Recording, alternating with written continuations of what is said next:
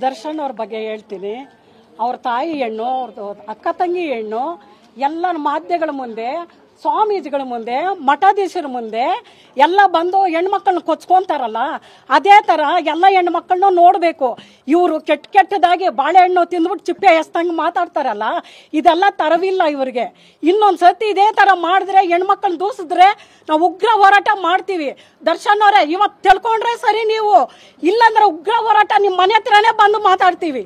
ಇದು ದರ್ಶನ್ ಅವರು ಮಾಡಿದ್ದು ತುಂಬಾ ತಪ್ಪು. ಹೆಣ್ಮಕ್ಳಿಗೆ ರೆಸ್ಪೆಕ್ಟ್ ಕೊಡಬೇಕು. ಅವರು ಏಕವಚನದಲ್ಲಿ ಮಾತಾಡಬಾರ್ದು.